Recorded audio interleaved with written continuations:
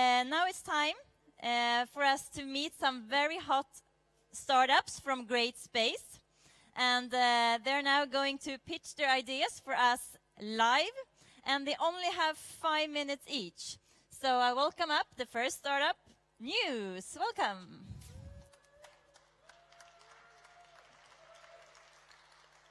Thank you. My name is Rolf Beck, and I'm an IT entrepreneur living here in Sundsvall. 2 years ago, a friend of mine wrote an article about Tesla's batteries on Facebook. He's a journalist from a local newspaper, and this article was so great, so I endorsed him for it, and I told him, you should put this in the local newspaper. And then he told me about the agenda of the newspaper. They don't want this kind of content. And I was a bit intimidated about this, and I thought, well, is it up to the newspaper to tell me what to read or not? So I asked him in the Facebook Messenger, why isn't there a Spotify for journalists who publish content, and I, as a reader, can select content and read that? And from that moment, the idea of News was born. We are now launching this site and app for local news all over Sweden. So you can live in a small town in Sweden and subscribe to local news. 70% of the fees go out to the reporters, the journalists. So we could create hundreds, maybe thousands of new jobs in Sweden, especially in northern parts. I could tell you, I have a few more minutes. 2 weeks ago, we were appointed as one of the most innovative startups in Sweden by Vinnova, Swedish Innovation Institute, maybe. And Microsoft had decided to sponsor us with 3.5 million crowns. So we have also... Thank you. We also have made this first funding round now, Series A, where we have 8 local business angels investing in our company. So we are ready to launch any week now. News. Remember it. Thank you. And now I'm introducing Sanna Granas from Runo, Sweden. Thank you. So, Rune is a Nordic name that means secret wisdom, but it's also a name for a set of letters that were used thousands of years ago by people who carved them into stones to tell their stories, to leave them throughout time. So, I think it's time for us to tell our stories today. As Rolf said, my name is Sanna Granas, and I have a background in sales and leadership and stone collecting, and I'm the founder of Rune of Sweden. And Rune is a jewelry brand that makes unisex jewelry, and our first product is a new kind of jewelry that you attach on top of your shirt button that we call the shirt mark. So we created a new kind of product that created a new branch in the jewelry industry, and also a new way to express who you are and what you stand for. And I wore a lot of shirts earlier, and I thought it was a lack of a way to express and dress up. So I started thinking about the alternatives that were. And did you know that the tie was invented in the 16th century? So I started thinking about that, and a lot has happened since then, and I thought it was time for a new alternative to enter the stage.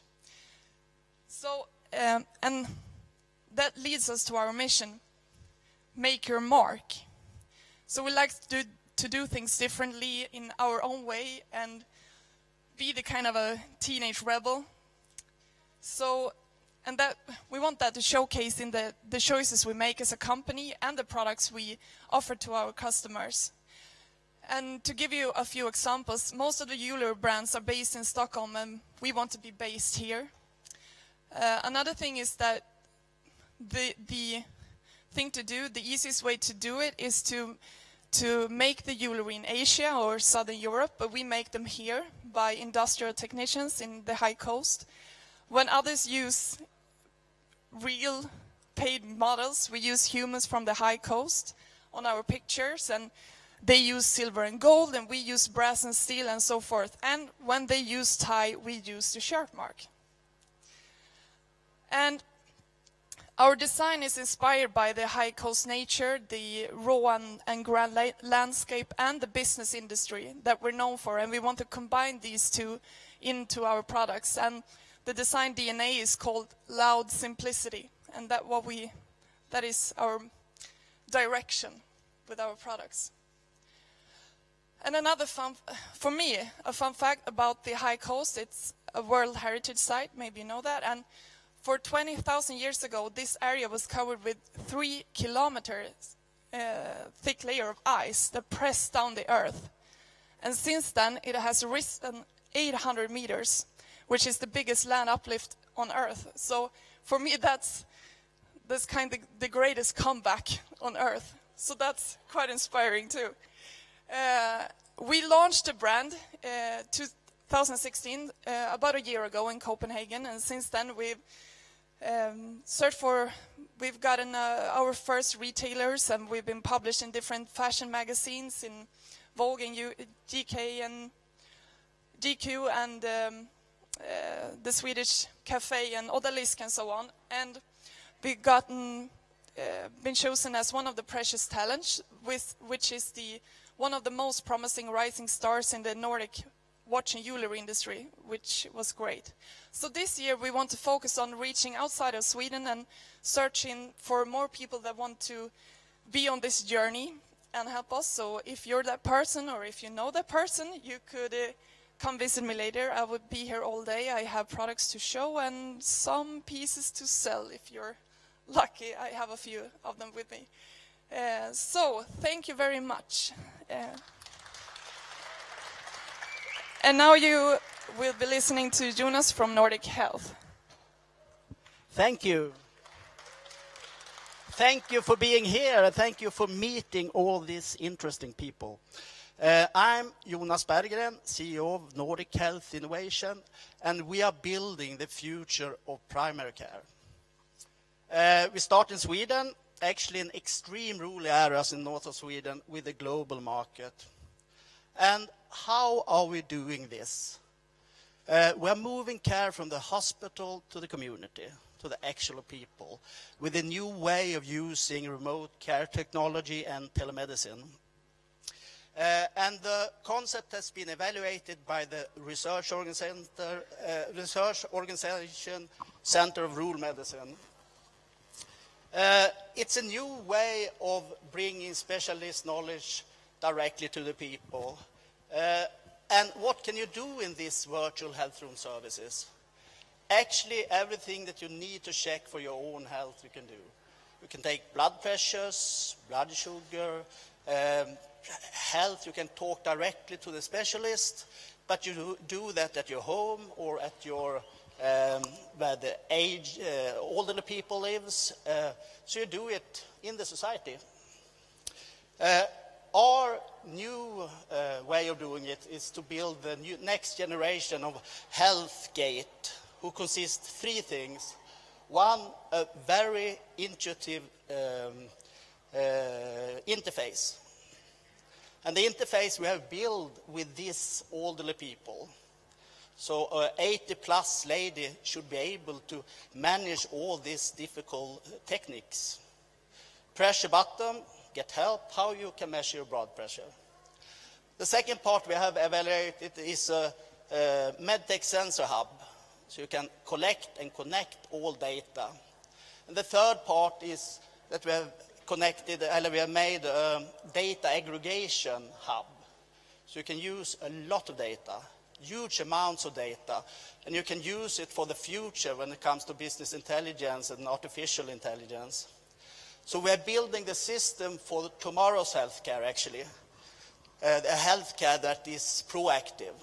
So the system tells you when you are going to be ill. Not today, reactive. You get ill, you get treated. You get ill, you get treated. And we are working with a lot of partners. We're working with Ericsson, Microsoft, who is world leader when it comes to tomorrow's infrastructure in this big data, IoT, cloud computing world. But we're also working with small companies like Kaleo. You who was here yesterday perhaps heard Leo Johard talked about artificial intelligence for sustainable development. And we're working with Sigma and so on and so forth. And now we're going live in 3 weeks and going to test it in the extreme rural areas, because if you can make systems that function here with very sparsely population, the system will function in megacities or whatever. So we will test it in extreme rural areas. At the same time, this is distant bridging technology. So we have talked to Zanzibar, Tanzania, Kenya, because the same technology can be applied in the ruralness of Kenya, or where you don't have specialists. Or you can have specialists in Sweden treating people in Tanzania, or Tanzania in Sweden. The new world makes no border. McKinsey shows that in Sweden you have a saving potential for 6.5 billion Swedish crowns yearly when it comes to digitalization. And then you increase the level of healthcare. But you can increase the level and save a lot of money.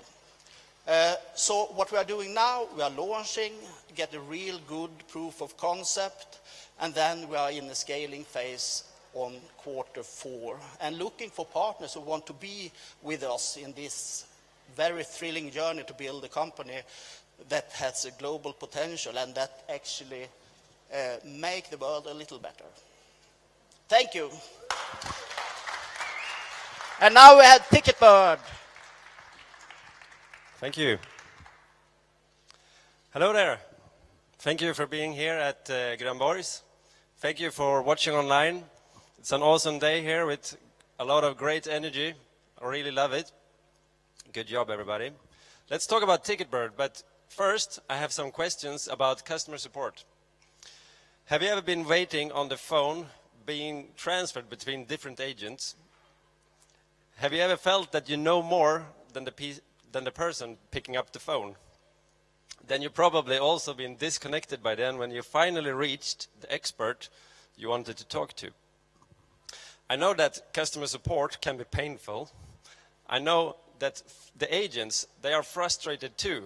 They have to spend time in 7 different systems to find the answers, and they also answer repetitive questions all day.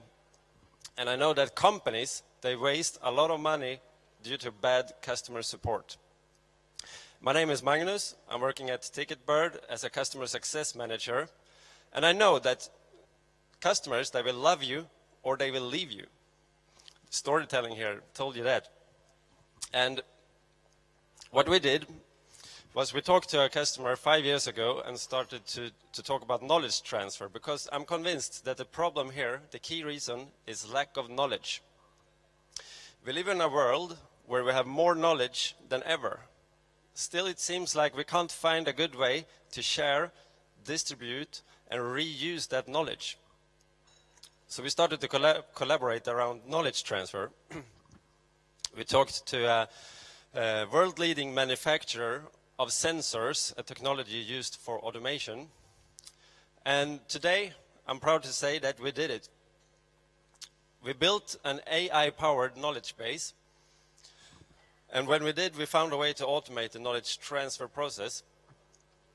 So we talked about this with 200 different companies. We met them and asked, how do you work with knowledge transfer every day? And they said, we want to work in this new way, but we lack the everyday tools to do it. So we started out by targeting e-commerce companies, giving them what they want: better tools for sales and conversion.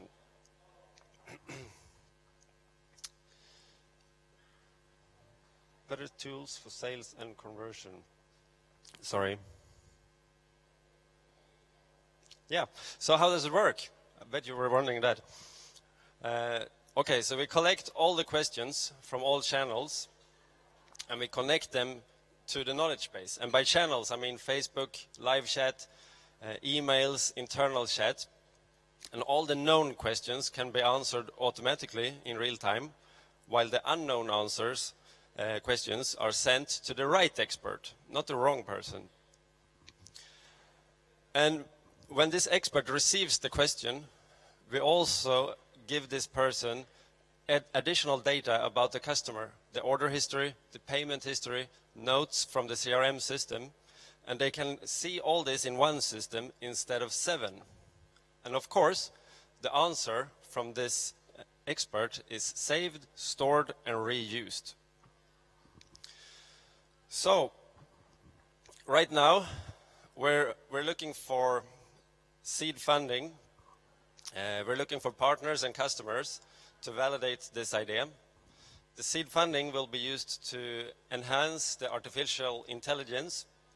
It will be used to validate the product market, and we will further extend the connection to the CRM and the phones. And I know that Ticketbird will solve the problems I talked about, and I'm passionate about making customers more satisfied and agents less frustrated. So I just want to say thank you for letting me share my knowledge with you today, and let's save the world together. Thank you.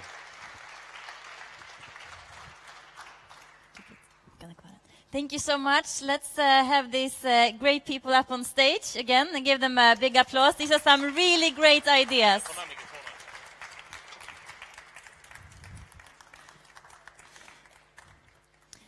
All great ideas, which you all have the answer to the question, why, I guess. Why are you doing this? Yes. For me, it's very personal. I've been CEO for a long period of time and have a lot of management positions. But what I'm really passionate about is to be able to be a part in changing the world to a better place. So what I'm doing when I'm building a company is building a company that I think can provide in building the society that I want my children to grow up in. So for me, it's a personal being. And being an entrepreneur, you have the possibility to do that. And when you're a startup, you can choose what kind of seed money do you want, actually. What kind of partners do you want to jump in bed with to actually have the same passions to achieve the goal. Yeah, I'm not going to jump in your bed.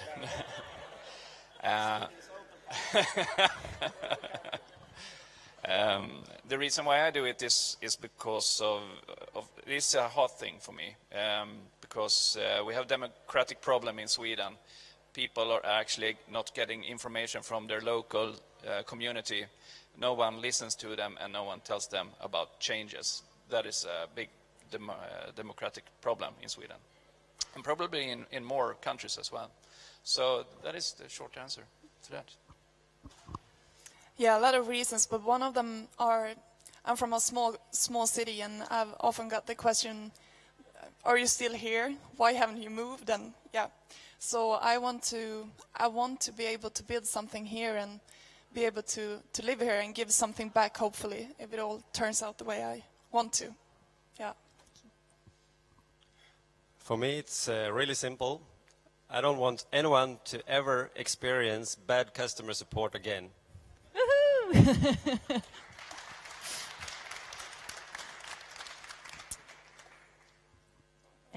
This morning I have mentioned many times this co-creating word. How has sort of co-creating been important for you in getting where you are today? Do you understand my question? You can, yes. For me, it's everything, because I know IT. I don't know a bit about journalism, so I need other people, of course. So we kind of co-creating it together. Yeah. For me, it's the whole thing, actually. I think if you are going to change and create something, you need to have influence from other cultures, other knowledge transfer from other business, and then you can create something new. If you don't do that, you are stuck in the same old wheel spår. Track. Wheel track. Yeah, I would also say everything, because I'm alone in the business, but I have a lot of people around me that's helping me achieve the things we want to achieve. And the customers, of course, are also co-creating, because without them, what's the point? So, yeah. Yeah, I agree with Sanna here that it's all about co-creation together with your customers. So we give them the channel to say what they want, what their needs are, what their pains are, and then we resolve it, give them an answer, and the company grows. Does anyone in the audience have a question to this? Yes, Carl. You can take that one, yeah. Yeah, I had a little conversation yesterday during lunch here that we live in these... Keep it a bit closer, the mic. We live in these times, I'm thinking about you, Mr. News. Because we see now all these alternative facts and tendencies and fake news and so on, and there needs, probably there will be a market opportunity for, you know, journalism, which is some kind of certified delivery of trust. Items of news that you know that from this source they have some way of validated news, you know, and algorithms to check sources of sources where things twist to become some kind of story that wasn't really the real fact, when we have all these trolls in trying to affect elections in other countries and so on. So is that something you are thinking about? Yeah, we do. First of all, we have this central editorial office, Centralredaktion in Swedish, where information is manually checked. But we also have a lot of advanced algorithms that checks information that is true. But most of the information that we will publish, I hope, will not be in that kind of position where a different angle can mean something else about the stories, I think. Because it's easy to think that our content will be the same as the content that's already there, but it's not. Because I think that we have millions of untold stories in smaller cities around Sweden that will be told. And then the fact checking is not that important for that stories. But in other stories we have these algorithms. So yeah, we have thought about it a lot, I can tell you. Okay, any more questions? No? Perfect. Well, this is great, and we're going to soon have a break again where you get some coffee and there's sandwich in the back. And please ask those people questions. One of the things that I have really learned during these past days here when I've been co-creating with people is to ask questions. We have really been encouraging each other to ask questions. And the good questions are the ones that also creates innovation, entrepreneurship, and love as well, right? Can you give him the microphone? Yeah. Thank you for joining. I was just going to say one thing. All of you are doing amazing things. Please just ask for what you need, because we want to support you, and that's the whole spirit of co-creation. So if anything that you need, and we've had conversations that connected different people together, different cultures together, and from us coming from all the way from Los Angeles and really experiencing this, we just want you to just reach out and ask, and any way we can help, we're there. That's great. Okay, thank you guys. Thank you.